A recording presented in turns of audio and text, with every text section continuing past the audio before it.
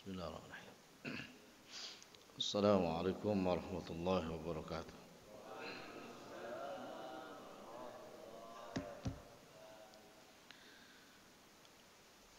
Alhamdulillah rabbil alamin. Wal 'aqibatu lil muttaqin. Wala 'udwana illa 'alal zalimin. Asyhadu an la ilaha illallah وأشهد أن محمدا عبده ورسوله اللهم صل وسلم على حبيبنا ونبينا محمد وعلى آله وصحبه أجمعين اللهم إنا نسألك علما نافعا ورزقا طيبا وعملا متقبلا لا حول ولا قوة إلا بالله العلي العظيم. Jamaah salat subuh yang anda muliakan, bil khusus segenap jajaran Masjid Quba yang semoga senantiasa diberkahi oleh Allah Subhanahu wa taala, dan juga jamaah sekalian, mudah-mudahan di pagi hari ini Allah tambahkan keberkahannya kepada kita semua. Dan moga-moga Allah Tabaraka wa Ta'ala mewafatkan kita semua dalam keadaan husnul khatimah. Salawat dan salam semoga tetap tercurahkan kepada Nabi yang mulia, Nabi Muhammad Rasulullah sallallahu alaihi wasallam.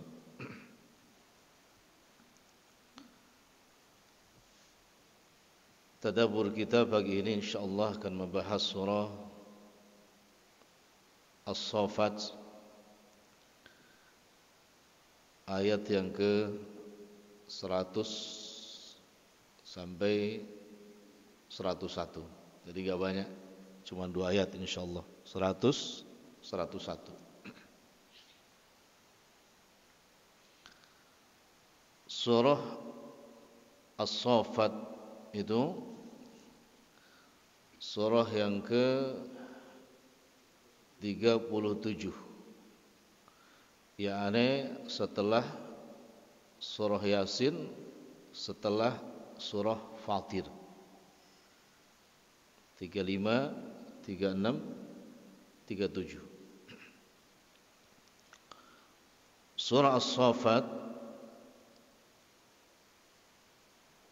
urutan wahyunya turunnya adalah urutan yang ke 56.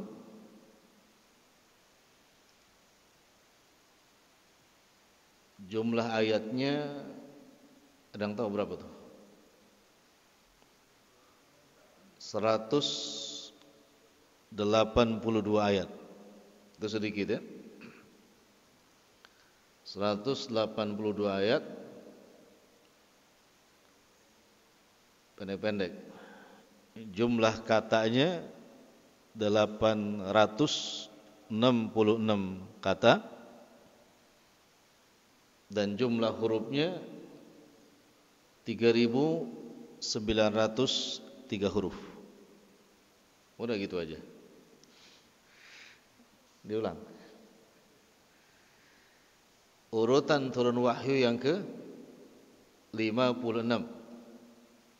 Jumlah ayatnya 182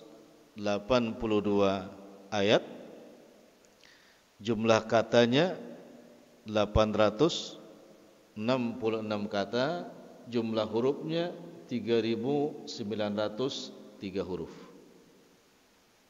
Itu. Kenapa penting disebutkan? Berdasarkan hadis riwayat At-Tirmidzi, Nabi alaihi salam bersabda, "Man qara'a harfan min kitabillah falahu hasanatun wal hasanatu bi asyri amsalha lam akul alif lam mim harfun walakin alifun harfun wa lamun harfun wa mimun harfun." Masyaallah nih. Kata Nabi alaihissalam, tidaklah seseorang membaca Alkitab, yakni Al-Quranul Karim, melainkan dari setiap huruf Allah berikan satu kebaikan. Dan dari satu kebaikan Allah lipat gandakan menjadi 10 kebaikan. Aku tidak berkata, kata Nabi, alif lam mim itu satu huruf. Akan tetapi alif satu huruf, lam satu huruf, mim satu huruf. Berarti kalau jamaah membaca surah As-Saffat, ya, sudah mendapatkan berapa? Tadi jumlah hurufnya berapa? 3.903. Berarti berapa tuh? 30.930 ya? Ya, itu kebaikan yang akan diperoleh ketika membaca surah As-Saffat yang jumlah ayatnya cuma 182 ayat. Luar biasa kan pahalanya. Padahal 182 ayat itu, Pak, ya, tidak akan sampai 1 jam kita baca. Mentok-mentoknya 20 menit. 20 menit mendapatkan pahala sebanyak tadi. Masya Allah. Gitu ya. Maka perbanyak baca Quran agar timbangan kebaikan kita semakin berat di hadapan Allah Subhanahu wa taala. Baik ya.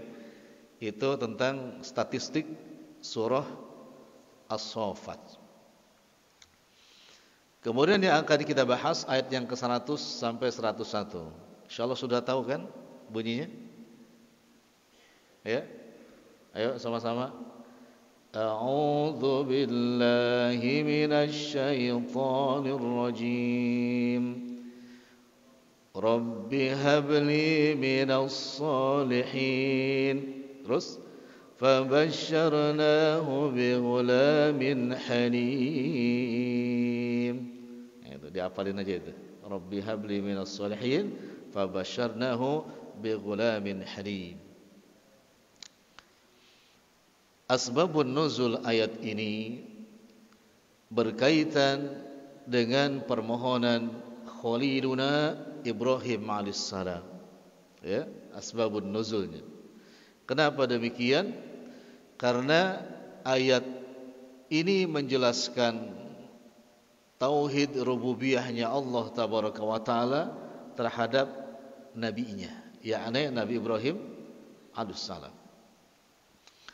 Di mana tauhid rububiyahnya? Kata Imam Ibnu Katsir rahimahullah taala dan yang lainnya, wa hada mas'alatu Ibrahim rabbih ay yarzuqahu waladan salihan yaqulu qala ya rabbi habli min ladunka atau minka waladan salihan.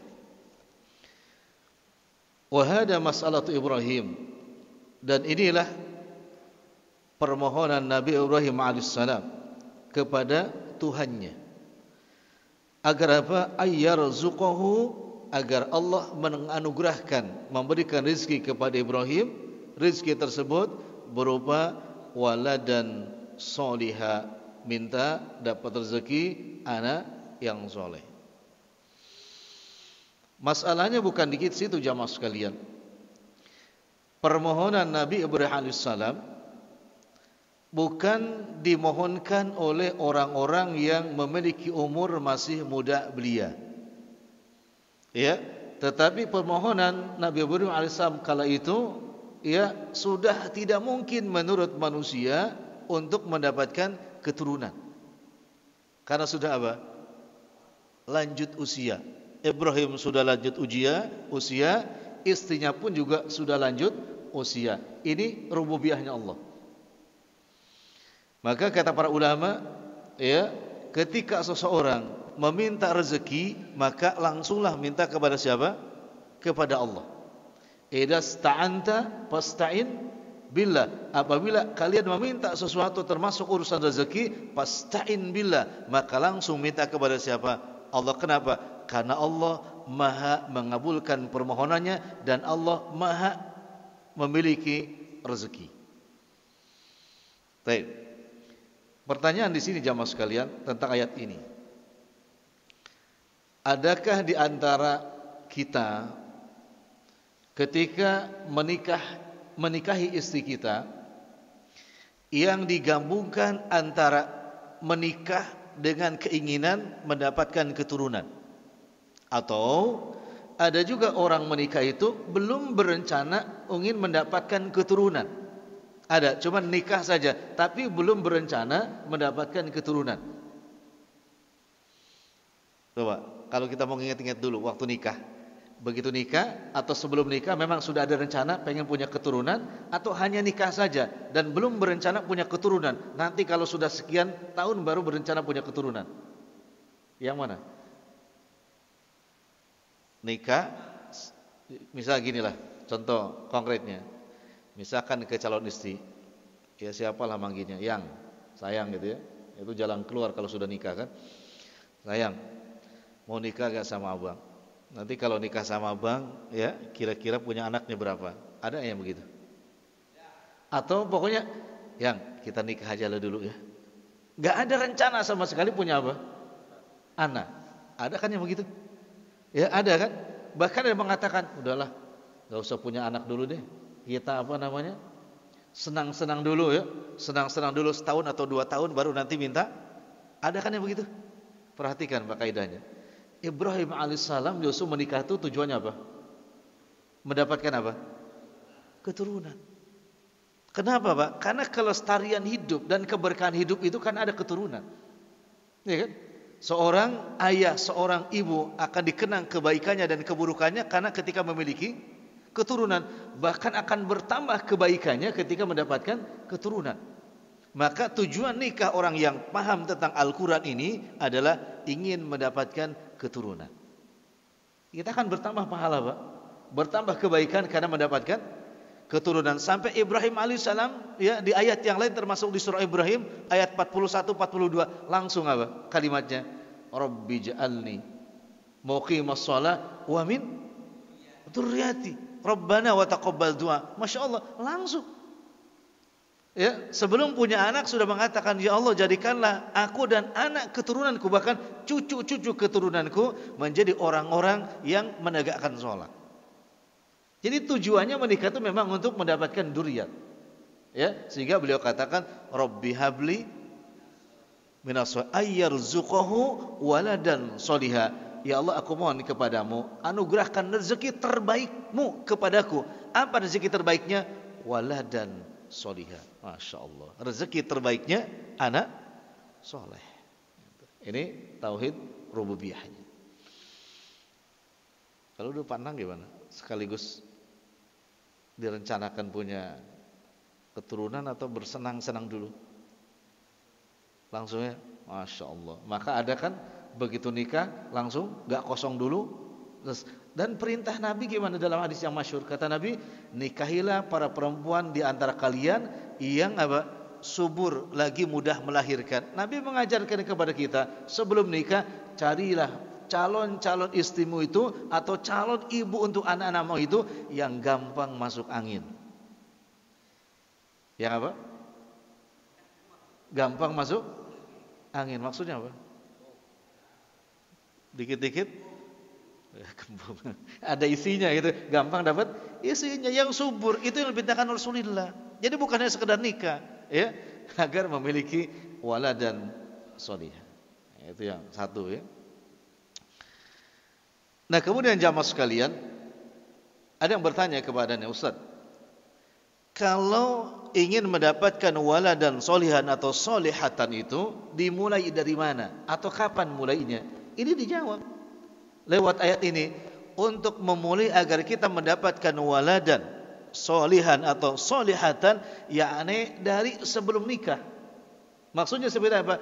Mencarikan untuk calon anak-anak kita istri yang sholihah.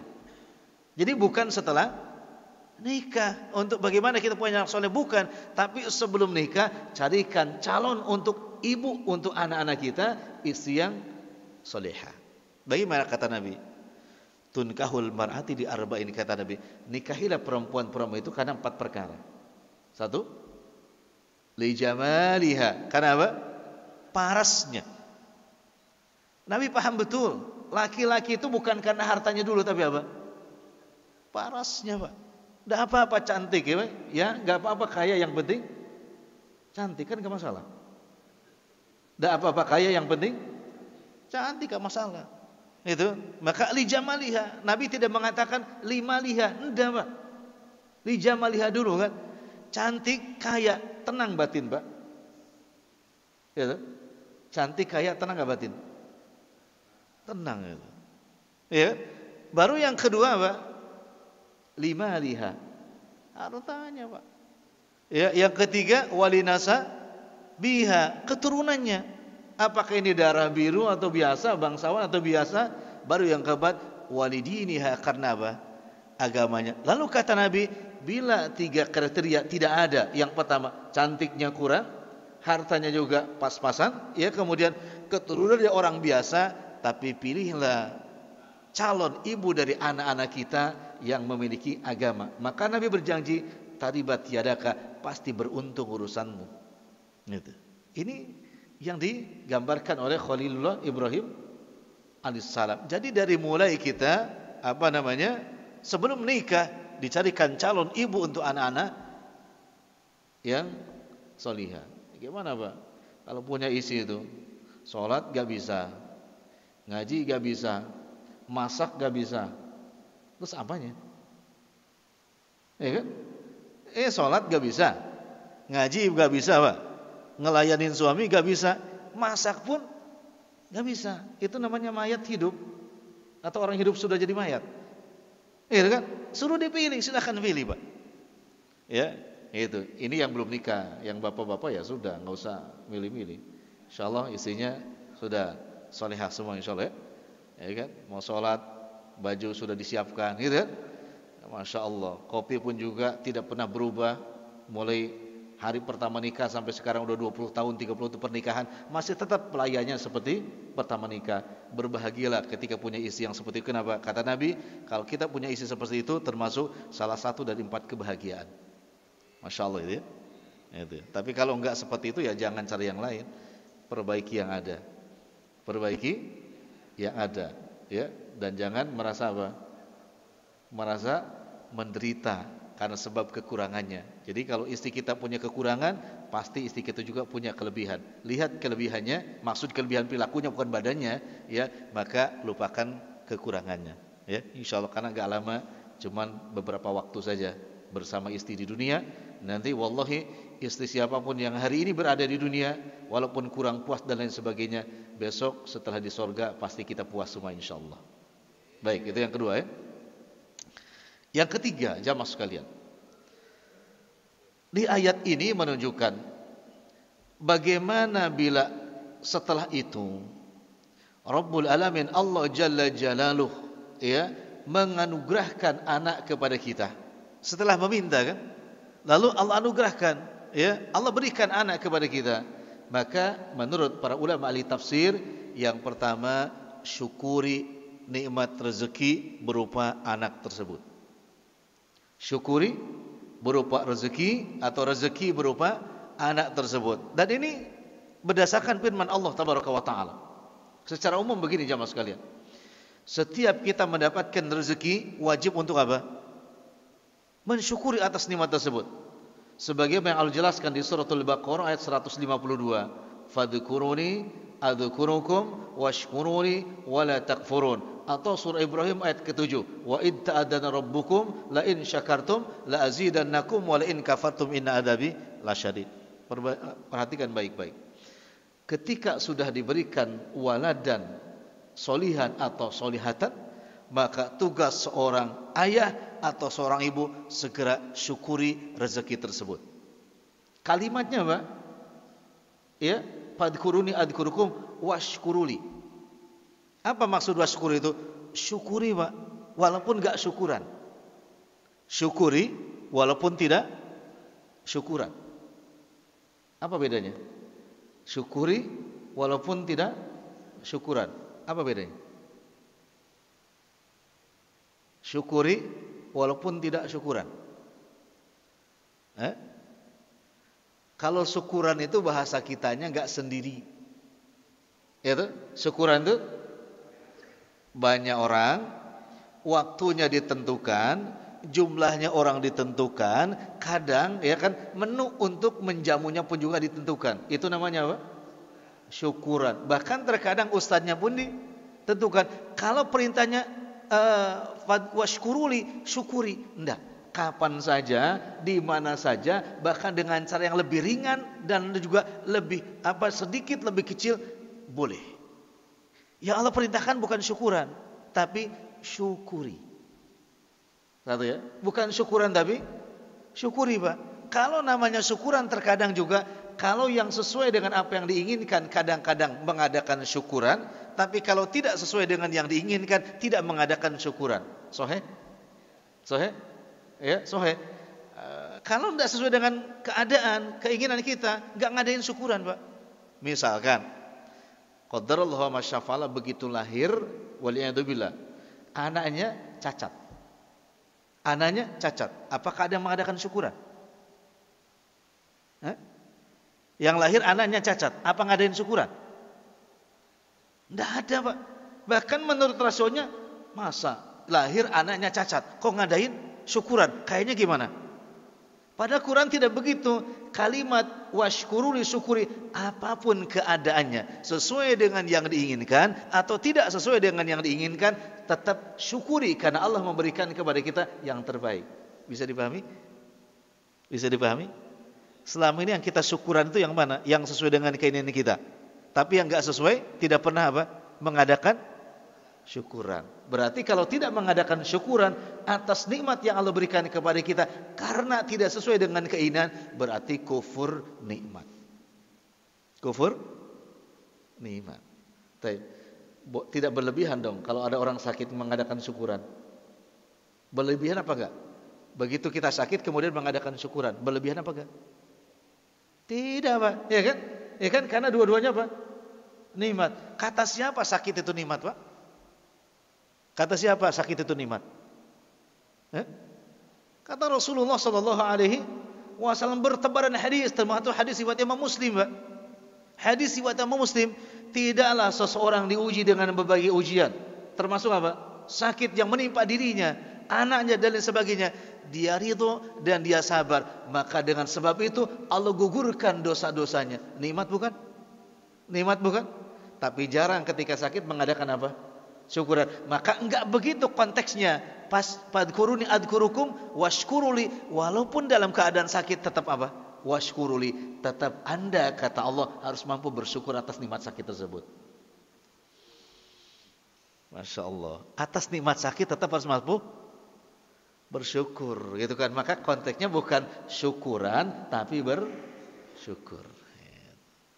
Satu. Yang kedua, Pak, kalau konteksnya selalu syukuran, tidak semua orang punya duit. Ya, tidak semua orang punya. Tapi kalau bersyukur kepada Allah, tidak mesti pakai duit. Begitu berawal kita ucapkan alhamdulillahilladzi bi ni'matihi tatimmu sholihat. Masya Allah, syukur. Atau enggak usah panjang-panjang, cukup apa? Alhamdulillah. Sambil apa?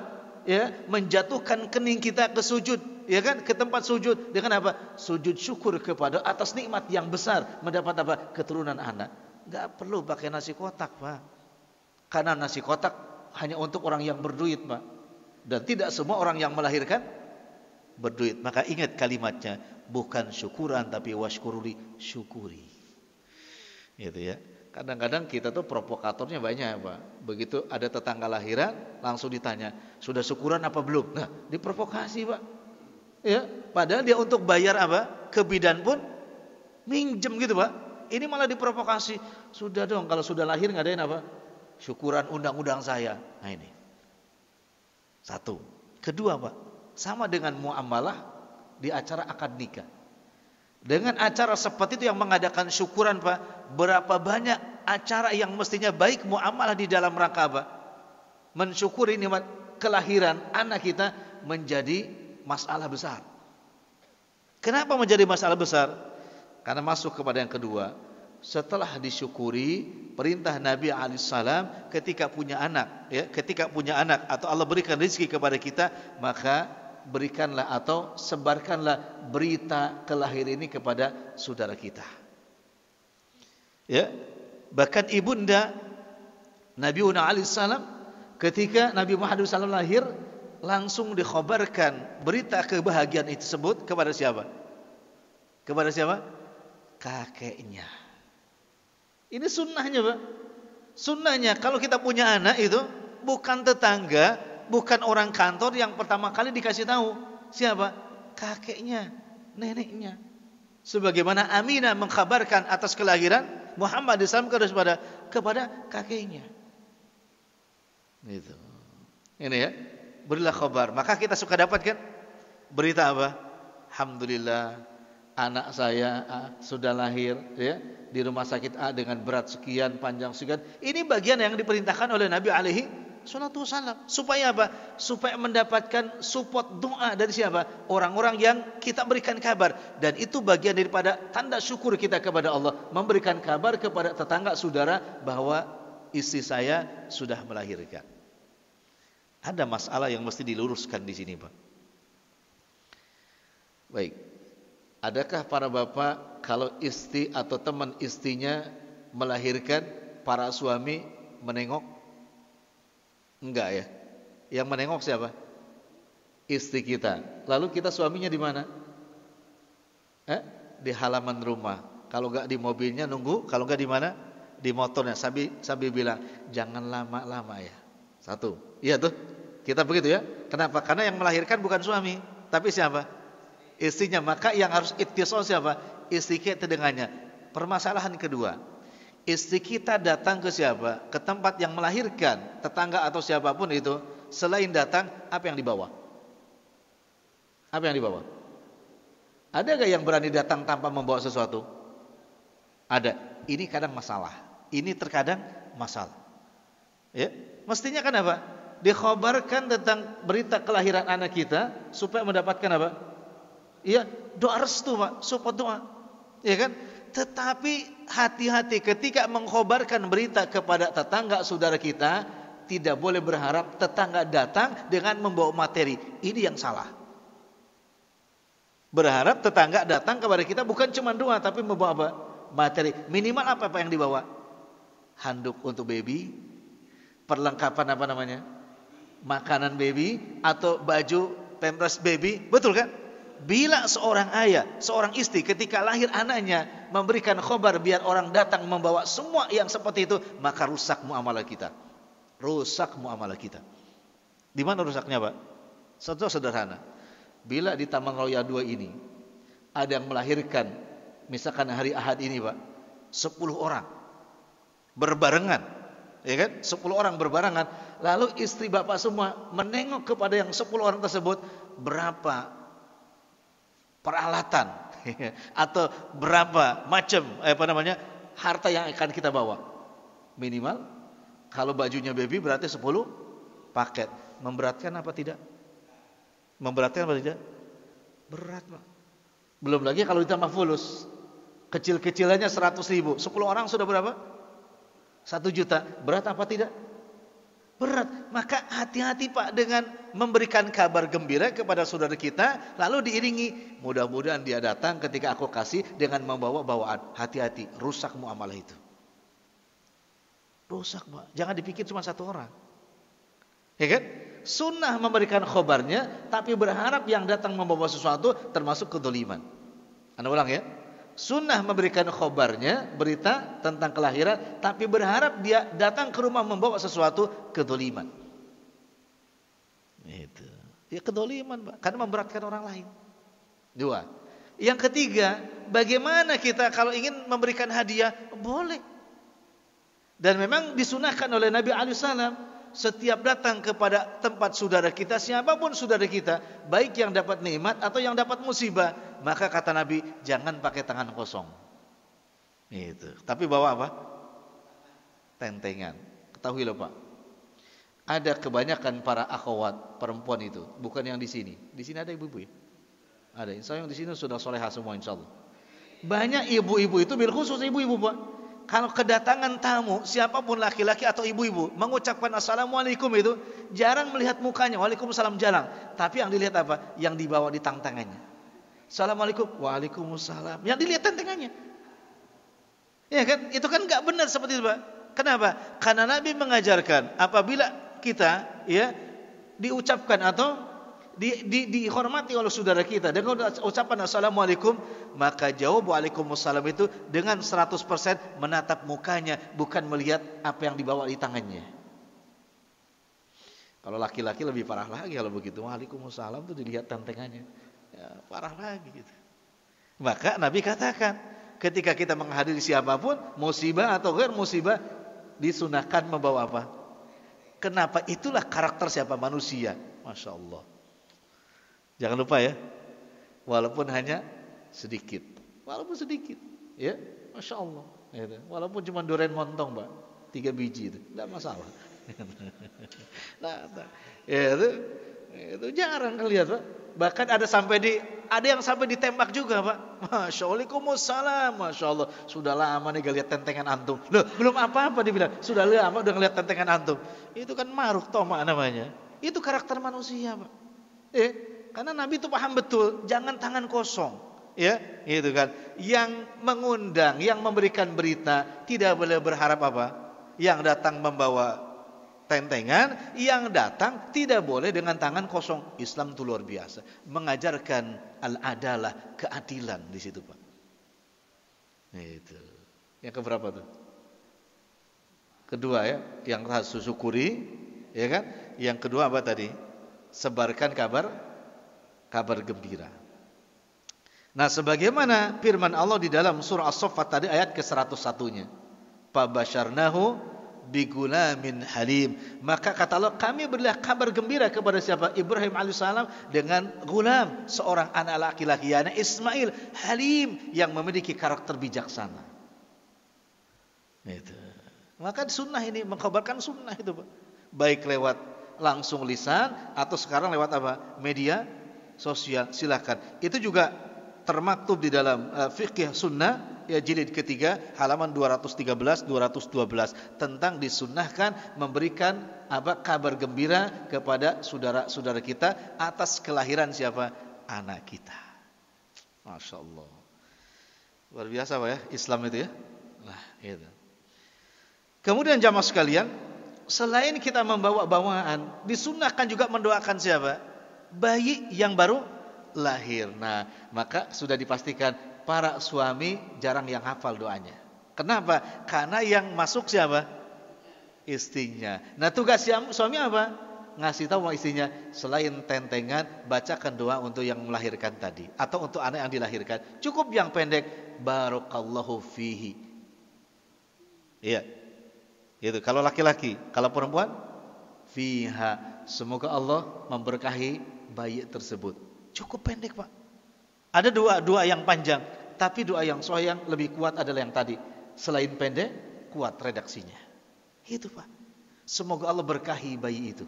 Bayi laki-laki fihi, kalau perempuan fiha. Masya Allah, sudah tentengannya kita serahkan, kemudian kita juga ya tauhid uluhiyahnya, kita berdoa kepada Allah, mendoakan agar bayi yang lahir itu Allah berkahi. Apa itu diberkahi? Tidak ada kalimat berkah kecuali nempel di kalimat soleh. Anda ulangi, tidak ada kalimat berkah atau kosakata berkah kecuali kata berkah nempel di kalimat soleh. Karena selain soleh bukan berkah, namanya istijrad. Jadi soleh itu kosakatanya nempel, berkah itu kosakatanya nempel di kata soleh. Gitu. Soleh itu pasti berkah, ya kan? Orang berkah pasti soleh. Karena soleh tidak nempel di selain berkah tidak nempel di selain soleh. Ada Pak Soleh? Masya Allah, berkah selalu. Oh iya Pak Soleh, berkah selalu insya Allah. Ya. Kenapa? Karena keberkahan di Pak Soleh adanya. Insya Allah. Tentunya dengan ibu solehah. Itu dengan ibu solehah. Itu. Yang berikutnya yang ketiga, ayat ini mengajarkan kita ya untuk segera mentahnik anak yang baru lahir tadi. Segera mentahnik. Apa mentahnik itu, Pak? Mengunyahkan ya kurma yang dikunyah, kemudian dijilat atau dilumut oleh bayi yang baru lahir tadi. Itu namanya tahnik. Baik, kita lihat. Dari Abu Musa al-Asy'ari. Kata Abu Musa al-Asy'ari, "Ulida li gulamun Fa'ataitu bihin Nabiy sallallahu alaihi wasallam fasamahu Ibrahim.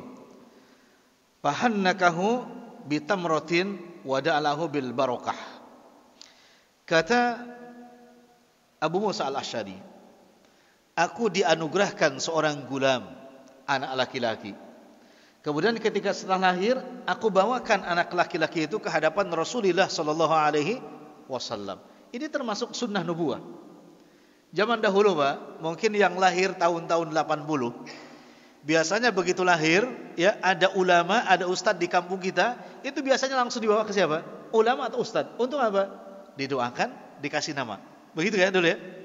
Masya Allah itu dulu begitu. Ini juga berlaku di kalangan para sahabat Nabi yang mulia. Tidaklah satu anak sahabat itu lahir, melainkan anak itu langsung dibawa ke hadapan Rasulullah sallallahu alaihi wasallam. Untuk apa? Yang pertama, minta ditahnik oleh Rasulullah. Minta dikunyahkan kurma oleh siapa? Rasulullah sallallahu alaihi wasallam. Masih adakah seperti ini hari ini?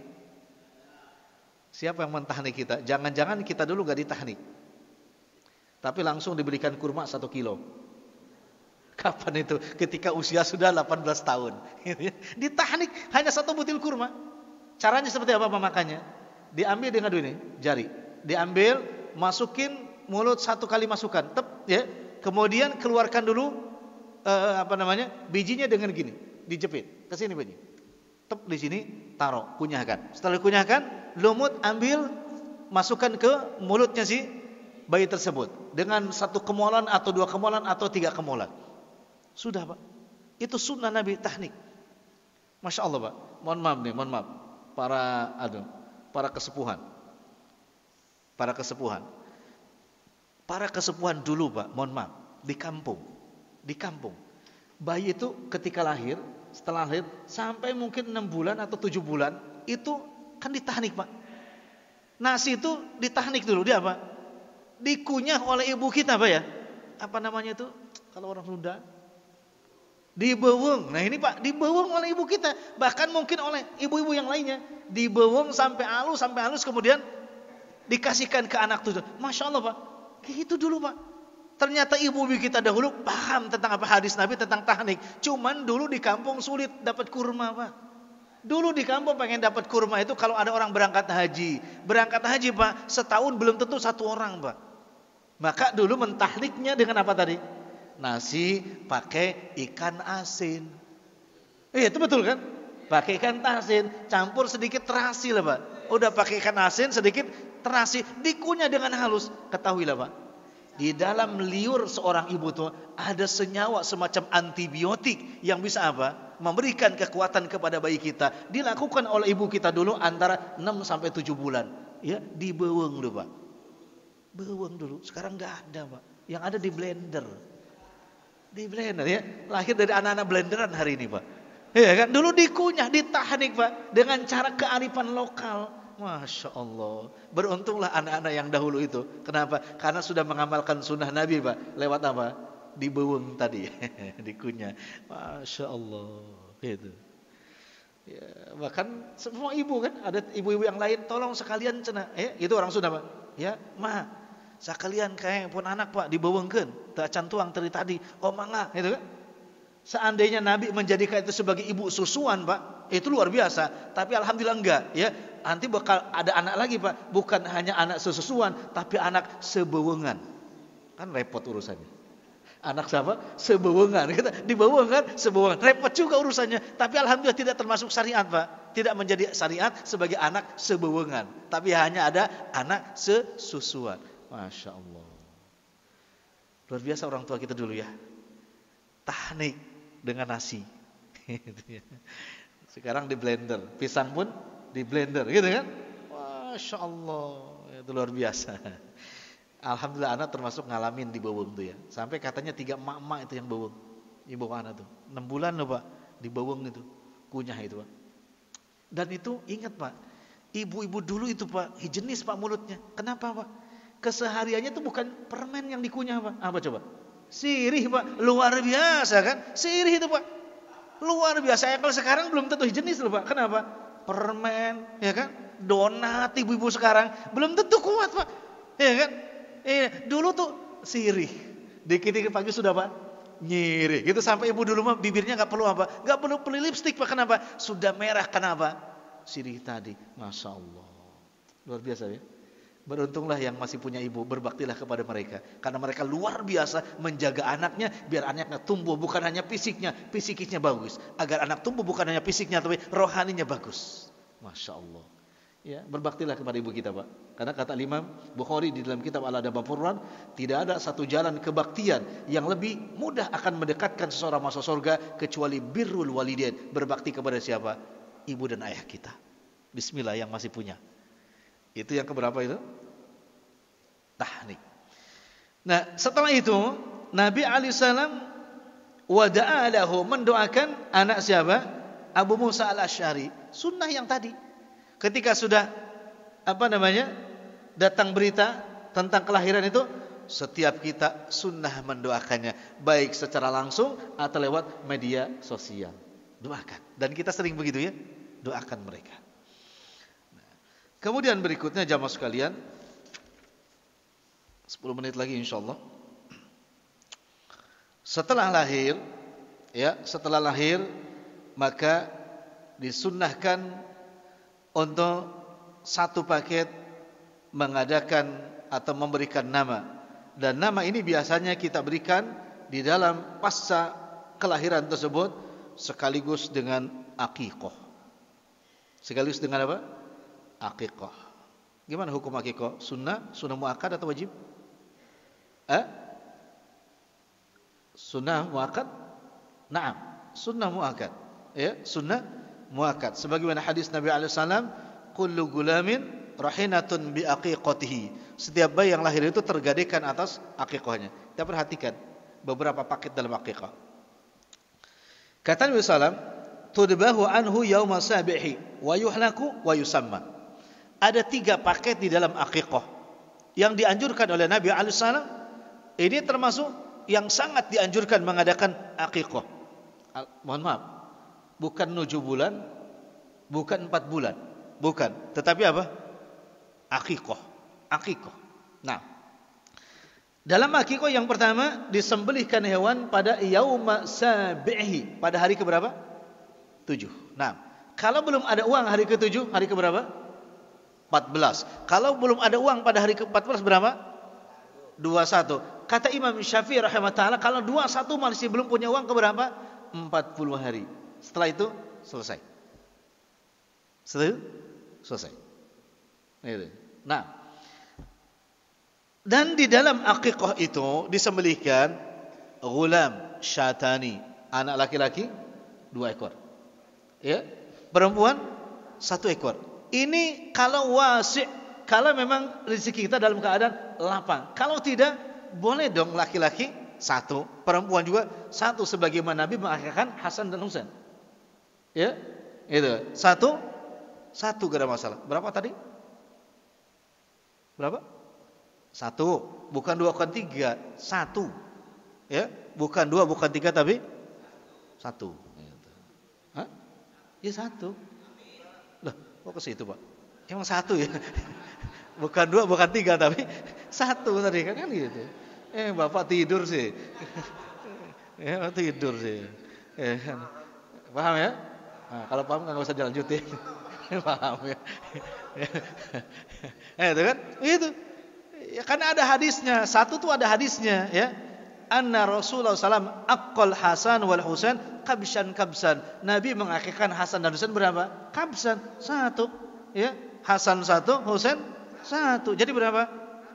1, ya sudah. Kan gitu kan? Kan gitu. Ini anak nanti dia ustaz nih katanya. Berapa, Pak? 1. Siapa? Hasan, Husain, kan gitu. Hasan, Husain. 1 ya, pada hari ke-7. Nah, jenisnya Pak, ya, yang utama adalah jantan.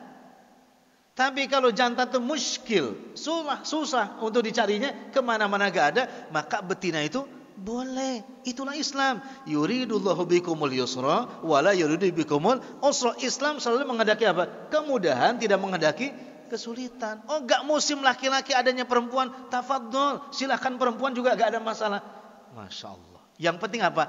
syariatnya ditunaikan. Satu. Yang kedua Pak, dalam akikah, ya, dalam akikah yang utama itu nasi kotak dibagi atau orang diundang ke rumah? Mana yang utama? Hah? Satu, diundang. Yang lainnya mana yang utama? Dibagikan apa diundang? Dibagi. Yang lainnya? Dibagi. Begini Pak, kalau ana sepakat dengan Pak Jenang, yang utama diundang. Lah kenapa? Unsurnya membagikan itu Pak, ada unsur membahagiakan. Coba Pak, kalau dikasih ke rumah kotak, Bapak satenya sudah bisa nembak gak berapa tusuk? Nah, begitu datang kotak paling juga 3 tusuk. Ada gak unsur kebahagiaannya? Tidak ada. Tapi kalau diundang Pak, prasmanan, bahagia enggak? Maka kata Nabi, yassiru wala tu'asiru, bahagiakan, jangan tidak dibahagiakan. Diundang Pak, diundang prasmanan loh Pak. Kalau dikasih ke rumah Pak, apalagi kalau sampainya kotak itu asar Pak, akikahnya pagi, udah dingin Pak, gak enak. Kalau diundang di rumah masih hangat, diundang di rumah. Islam itu sesuai dengan fitrah manusia loh Pak. Itu Pak Nang bisa aja nih. Tahu aja, bahagia coba ya. Diundang, satenya masih hangat, tusukannya bisa milih berapa tusuk, dan tidak boleh ada seperti tulisan di mimbar khutbah Jumat maksimal 30 menit, tidak boleh ada maksimal 5 tusuk, tidak boleh ya. Itu penistaan loh Pak. Penistaan, maksimal 5 tusuk, penistaan itu. Sudah kalau diundang ke rumah itu sudah, yang penting tahu diri kan gitu kan. Kalau khutbah Jumat boleh loh Pak. Ya kenapa? Karena jangan mendolimi makmum. Maksimal 30 menit khutbah. Itu boleh Pak. Tapi kalau akikah gak boleh Pak. Tidak boleh nambah, maksimal 5 tusuk. Ya gak benar kalau gitu. Di mana bahagianya itu? Masya Allah. Setuju Pak. Setuju. Lebih bahagia diundang gitu kan. 2 Pak. Ketika diundang pada dalam akikah, tujuannya sedekah apa bukan? Sedekah kan? Tidak ada. Gini, kalau undang di rumah disuruh makan Pak, maka hati-hati. Jangan mengadakan apapun di rumah kecuali makan. Kecuali apa? Artinya setiap tamu yang datang, tafadhol langsung makan. Jangan, Pak sebentar ya, nunggu yang lainnya. Oke lah, datang. Maklum Pak.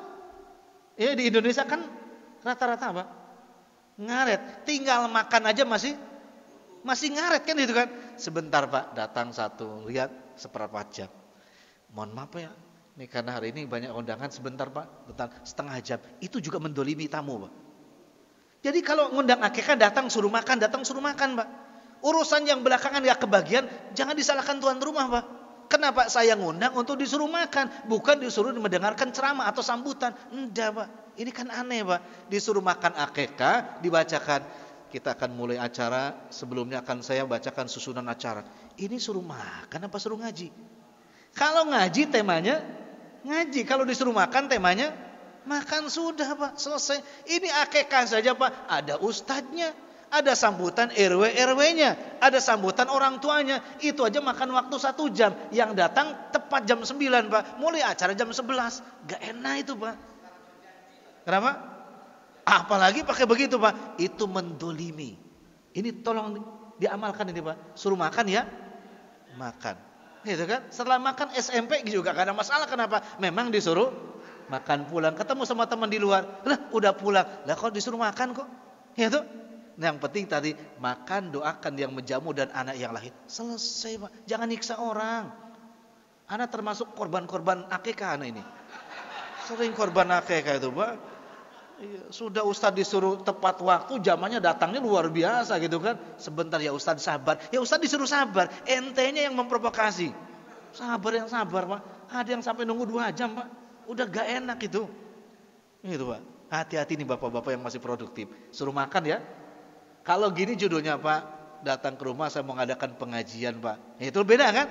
Beda. Acaranya apa? Setelah itu ada makan, lain urusan. Karena judulnya apa? Kalau akikah ya makan. Maka tadi disuruh di rumah itu supaya bahagia Pak. Ya kalau didolimi jadi bahagia. Kan gitu kan. Besek juga kurang bahagia. Karena sudah datangnya sore, akikahnya pagi. Sudah gitu beseknya sudah penyok-penyok. Ada bekas buka lagi. Ya jangan-jangan sama yang ngasih dibuka dulu. Ini sate yang ini 3 tusuk atau ini 4 tusuk. Jangan-jangan ini 5 digantikan dulu. Kan bahaya juga lupa. Datang ke rumah didolimi lagi. Hati-hati. Supaya saling memberikan apa? Kebahagiaan dan efektif, efisien. Ayo, ada yang sama seperti Anda, Pak? Korban akikah? Ada yang pernah? Ada yang pernah sama korban akikah?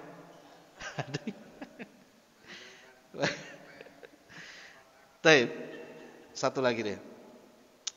Itu dia apa? Akikah. Wa yuhlaku wa yusamma. Dicukur, kemudian dia apa? Dikasih nama. Ini harus diperhatikan. Tentang cukur. Kata Nabi, ihliki ra'sahu wa tasaddaqi biwazni syari min fiddatin 'alal masakin.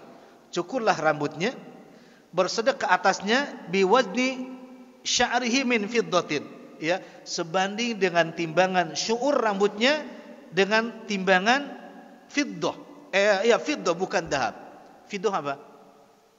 Bukan emas, fiddah. Perak. Berarti petunjuk hadisnya selama ini bukan emas, tapi apa? Perak. Cukurlah anakmu wa tasaddiqi, kata Nabi, bersedekahlah dengan setimbangan ukuran 1 gram perak, bukan emas. Yang disedekahkan kepada al-masakin. Baik, perak berapa harganya 1 gram? Perak, Pak. Kalau emas, kalau Bapak beli di tanah Pasar Anyar sebelum pindah ke Model Land, itu emas 24 karat beli di sana 1 juta. Kalau sudah pindah ke Model Land itu 1 juta 20. Tapi Bapak kalau beli di atas 1 gram itu mendapatkan voucher. Vouchernya naik Grab gratis 10.000, itu dapat vouchernya. Tapi kalau ke Pasar Anyar 1 juta, Model Land 1 juta 20.000. Itu yang 24. Tapi kalau yang 23 700.000. Bukan promosi. Tapi baru nanya. Tapi jangan kepo juga, Ustaz ngapain nanya emas? Jangan kepo, itu urusan lain itu. Urusan lain kan gitu kan. Itu ada seperti itu. Tapi hadisnya bukan emas, Pak. Sedekah dengan yang di akikah itu rambutnya dengan 1 gram perak. Pertanyaannya, bolehkah digantikan dengan uang? Boleh, karena bukan zakat mal. Boleh karena bukan zakat mal. Tapi kalau zakat mal diuangkan bukan karena sesuatu yang lebih bermanfaat, tidak boleh.